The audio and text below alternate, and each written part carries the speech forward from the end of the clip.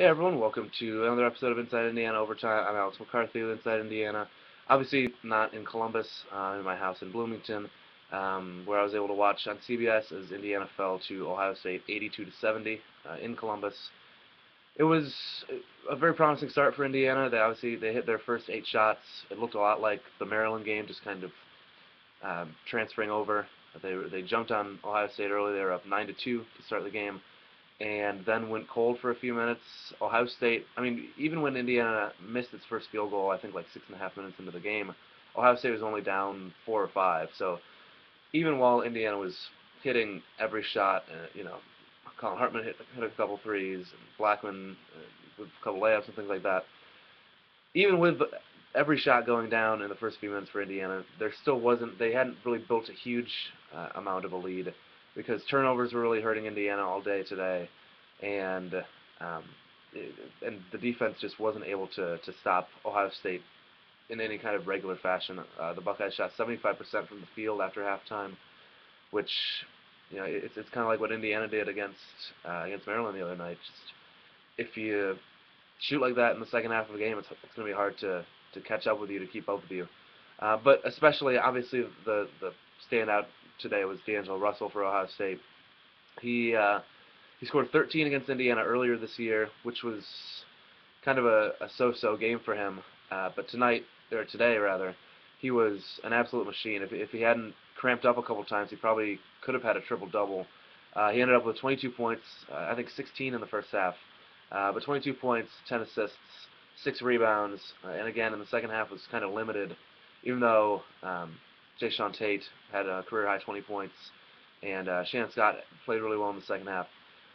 But yeah, I mean Russell was the freshman of the year candidate today that we've seen all season, and that Indiana was able to kind of contain last time they played him here in Bloomington at Assembly Hall. Today he was just all day. He was hitting shots. He was doing everything. He was distributing, obviously, with those 10 assists. So he kind of led Ohio State, which had a fairly balanced attack, but again, Russell had a huge game.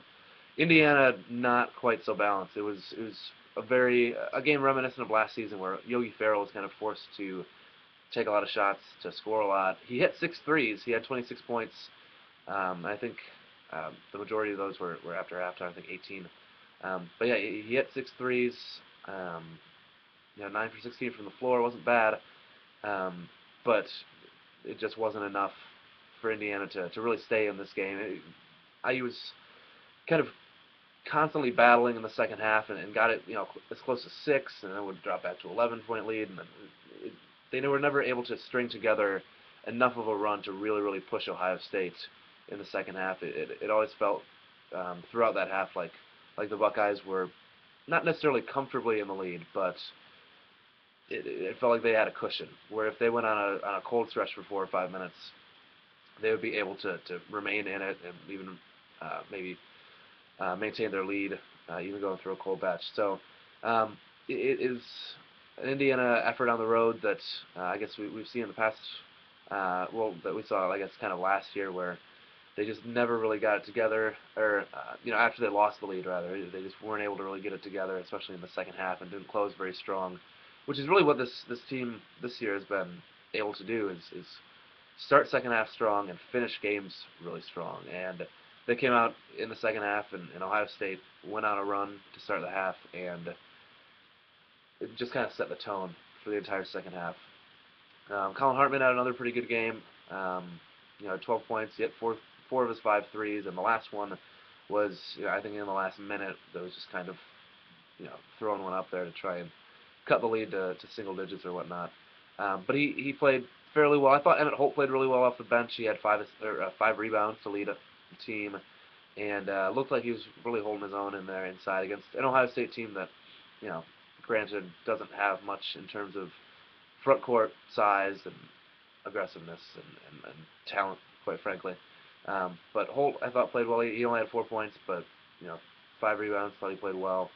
I struggled kind of across the board on defense. Was just allowing, like I said, Ohio State shot 75% in the second half, 66% overall, and was really just able to run its offense and do its thing. Russell was dynamic. He was great. Jae'Sean Tate was 9 for 10 from the floor, so he was very efficient and was just for some reason he plays really well against Indiana. He's scored 12 and 20 against Indiana this year. He's averaged 5.9 points per game against everybody else that he's played. So he played really well. Ohio State outscored Indiana in the paint 42-26. Again, IU without really a true rim protector, without Perea, and obviously without Devin Davis. And Colin Hartman does what he can do, and Emmett Holt does what he can do, but it's just Indiana's gonna get outscored in the paint most of the year. It's gonna be able to be kind of outmanned in the paint. IU only shot 8 free throws. Made 6 of them, but only shot 8 of them, which I'm sure Tom Crean and the gang are not happy about.